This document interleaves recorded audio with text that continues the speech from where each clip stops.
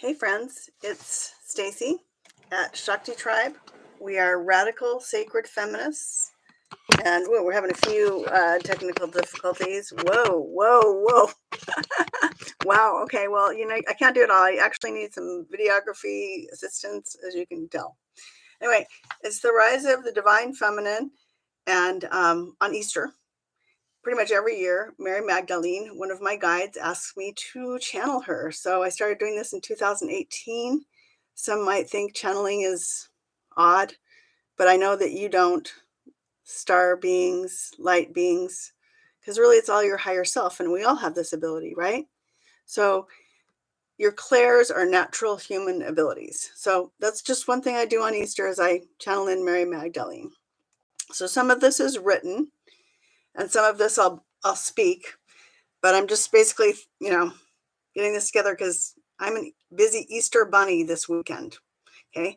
Springtime 2023, the rise of the divine feminine, radical sacred feminism. And that means a movement to partnership consciousness. Okay. So that's what Jesus and Mary Magdalene represented. Okay. So some people confuse Mary Magdalene with Mother Mary, and they're different because, of course, Mother Mary is Jesus's mother, the great mother, virgin.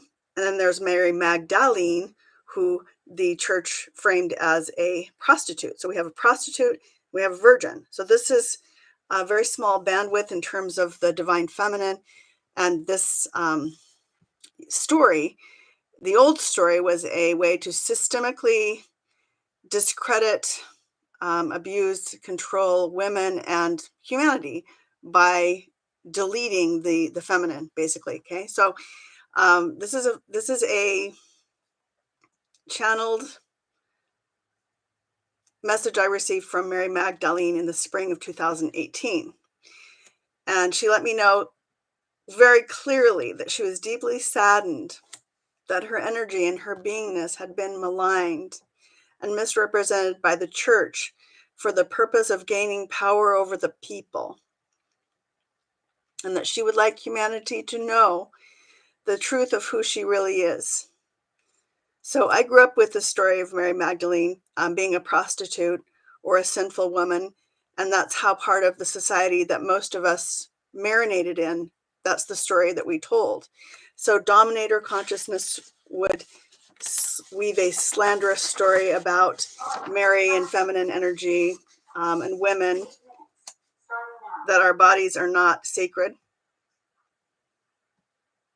okay? That our sexuality is not sacred, and generally the humans are separate from each other, from our creator. And we believe stories like these, and many have been rooted in the abuse of the divine feminine, illusion of lack, an illusion of lack of connection or balance between the masculine and feminine, we call partnership consciousness. This is what we the people are creating now. Okay, so I'm going to give you a little bit of a background on Mary Magdalene. Okay, it's a historical background. And then we're going to talk a little bit about Mary herself and the divine feminine. Okay, our view of this story. Okay, so the portrayal of Mary Magdalene as a prostitute began in 591, and it was Pope Gregory, at his Easter address, he declared that Mary Magdalene was a sinful woman who anointed Jesus's feet. Okay, so Pope Gregory's Easter sermon resulted in widespread belief that Mary Magdalene was a repentant prostitute or a promiscuous woman, despite the fact that this is not present in any of the religious texts or scriptures. And if she was, there's no judgment on that from Shakti Tribe, okay, on any level. Okay, we believe there's a whole mythology around sacred prostitute, which Mary Magdalene is one. She's the ultimate sacred prostitute. Okay, so this smear campaign persisted until 1969 when Pope Paul VI basically removed that from the Roman Catholic calendar. So fast forward to now, 2023, Mary Magdalene is considered to be an apostle by the Catholic, Eastern Orthodox, Anglican, and Lutheran denominations. In 2016, Pope Francis, the Pope we have now, raised the level of liturgical memory on July 22nd from a memorial to a feast. So every year on July 22nd is Mary Magdalene Day. And she's also referred to by him as the Apostle of Apostles, and other Protestant churches offer her, say that she's a heroine of the Christian faith. Regardless, the view of her as a prostitute has persisted today more pervasively. Most people don't know that when I tell them. They're shocked, even. But a lot of stuff, a lot of history. I mean, it's shocking, right? I mean, that's why I usually drink when I do this stuff, but today I'm just drinking straight H2O. So it's the story of humanity. And now is the time for us to evolve beyond this story. So mind-made limiting story. So this is a mind-made limiting story that started with Pope Gregory. We could say it goes back to Eve, who got everybody kicked out of the garden, right? And, of course, there's Lilith, who's an absolute demon and gave birth to demons. So we're literally, from a systemic level, spiritually castrating the divine feminine in this process, okay? That's what we as a culture, as humanity, did this. This was thousands of years ago, right? So we develop the stories, and then they become constructs, and they become thoughts, and they become ways for us to beat ourselves up or to give away our power.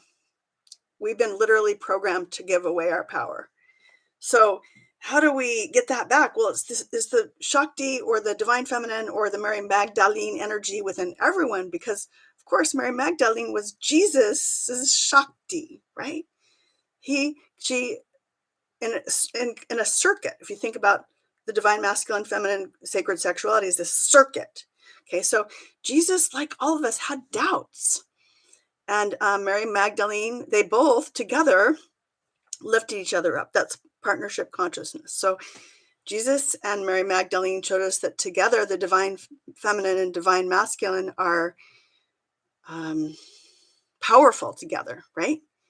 And this time is not different than the time that Jesus was flipping over all those tables. Let's face it, right?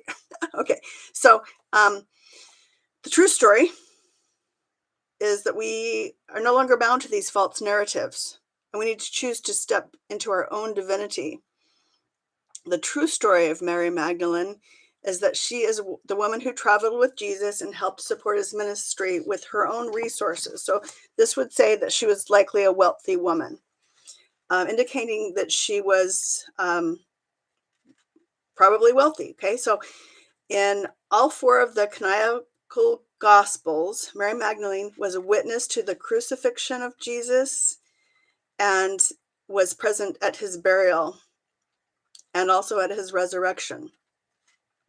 So all of these scenes would indicate that, Mother Mary and Mary Magdalene were Jesus's confidants and caretakers and, great loves of him. And without them, without the Shakti energy, Jesus would not have come to be who he was. It's just that he had the ability to do so at that time, because of course women are still thought of as property right then. Okay, so Mary Magdalene, thankfully she was wealthy, which gave her the opportunity to hang with Jesus, right? Cool. She's leaving home. She doesn't want to, go with the regular status quo. Okay, so that's just we the people on that. So anyway, they've all identified her as a member of the larger group of women, which includes Mother Mary, the first to witness an empty tomb, and either alone or as a member of the group, and as witnesses to his resurrection. For these reasons, Mary Magdalene is known in some Christian traditions as the Apostle of Apostles. Gospel of Philip's text says she's described as Jesus' companion, disciple, the one that Jesus loved the most. She kissed him on the mouth, which has led many people, such as us here at Shakti Tribe, to conclude that she was indeed Jesus's wife. Okay, so today I received another message from her, and that is very profound. And it's, when you leave this world, you'll either come away with the lack of love you cultivate, or the love you cultivate. That's what you get to leave this world with. So it's important to just love now, right? Love now.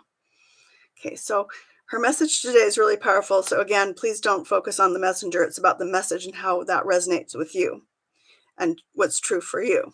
Okay, and let's talk about today's times. Okay, so Mary Magdalene says, "Darlings, our entire world is in a process of transformation. We are moving beyond form at an accelerated pace. We are finding systems based in lack of regard for humanity dissolving, and finding within us a force that is powerful and unseen. So in yoga, we call this Shakti, or feminine energy that literally gives birth to the cosmos, all of creation, and each of us, all of us animals and humans, human animals. It is the most powerful transformational energy in the universe based in unconditional love. We could say that is spirituality that is not dictated from an angry external male god, illusions generated through technology to create mass hypnosis designed to control us. Instead, we have an opportunity to co-create a sense of connection that is experienced, cultivated, and elevated from the inside out. The power is within you. You are your own guru and have a unique you have a unique purpose here. Literally everything is happening by us, for us, and we are the programmers of our own game. We are the programmers of our own game. Nothing outside of you will ever give you a true sense of self.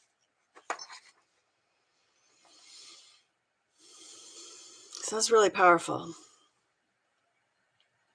Nothing outside of us will ever give us a true sense of self, and you are the programmer of your own game. Powerful.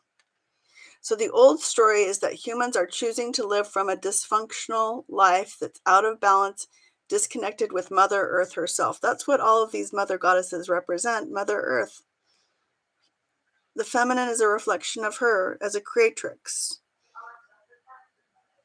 So Mary Magdalene suggests that through reconnecting to experiencing Mother Earth as sacred and reconnecting to our own feminine energy as sacred, that we are being given the opportunity to return to balance and sanity. We literally have a higher level of consciousness available to us now. Okay, so the next part is Mary Magdalene. This is from Tom Kenyon and his wife, Judy Sion, from the Magdalene manuscript. Okay. And this is part of my inspiration. These guys are amazing. This is really beautiful. If you get a chance to read it, it's called the Magdalene manuscript, and you can visit tomkenyon.com. Amazing. Okay, so we are spiritual beings having a human experience. This is from Mary Magdalene, channeled through Tom and Judy. Okay, so we are spiritual beings having a human experience. There is some part of us that is non-local and beyond the turmoil of the world. There is some part of us that can bring a sense of freedom that is beyond all understanding, because its origins are beyond our localized human identity and struggle. How do you make contact with this non-local aspect of you? How do you make contact with this non-local aspect of you, or your higher self, whatever you want to call it? This is a fundamental question of our time. Each of us must find our own way. Some of us will find it through various spiritual traditions, and some of us will find it without the aid and the limitations of these traditions. By wrestling with our human existence through direct inquiry, self-observation. That's what I teach, y'all. This is no easy task and is made all the more difficult, we think, by the fact that we are collectively and individually faced with having to confront our shadows or dark underbelly of our sacred created identity. Okay, so we're having to look at our shadow side, like everyone. Like, you don't get out of this. I mean, I know, wow. I really put a Lulu on myself, okay, with this energy. I was born in a Zionist cult, y'all. I mean, yeah, we've all got our special story, okay? So this is, shadow side is a place for the faint of heart that we don't want to go. You know, it's not for the faint of heart. We'll say that. Okay, and many of us who self-identify with spiritual people, even like the most spiritual people, are running the other way from their bullshit. Like, it's true, right? I mean, we've all been there. Okay, so we've been programmed to do this in the old story. So Magdalene does not shy away from the dark, unowned material. She unearths it and brings it to the light. So that's Easter, bringing to the light. Conscious awareness, coming into the light, is the essence of Easter. It is a time to move beyond our old story as individuals and as a collective humanity. So this communication was the beginning of me towards a deeper understanding of the divine feminine, partnership consciousness, and the potential for personal ascension that comes from sacred relationships and sacred sexuality. And that's the Stacy that's speaking now. Okay, it's like, wow, like Jesus and Jesus and Mary Magdalene, Saint Mary Magdalene, she's sainted, okay, had a tantric relationship, which elevated both of their consciousness to a higher level, okay? So that's what Tantra is. It's the weaving and expanding of the divine masculine and divine feminine energy in us all. So the story of Jesus and Mary Magdalene is one of high Tantra. They were both trained in high Tantra. That's what Jesus was doing by the time, from the time he was born to whenever he's like 27. He was traveling, I think, after he grew up, of course, traveling through the East to practice yoga, what we want to call it, higher levels of consciousness, okay? And I believe that Mary Magdalene was taught via a Hathorian lineage, or Isis, okay? So we'll get to those another time, okay? So we're moving beyond dominator consciousness into partnership consciousness, okay? Humans are here to lead with compassion, wisdom, and most of all, love into a world that is balanced, peaceful, and kind, harmonious. I ask you, darling, to please vision what this may look like for you on an individual level and on a collective level with great joy. Okay. And that's all I have to say. Light beings, family of light, Shambhala warriors, Shakti tribe. My intention is to start doing more Sundays, and hopefully I'll see you again. Happy rise of the divine feminine and all of creation. We're literally moving to a higher level of consciousness, and it's something that we have to choose. Love or lack of love is all that we take with us when we go. Sending all my love. Blessings.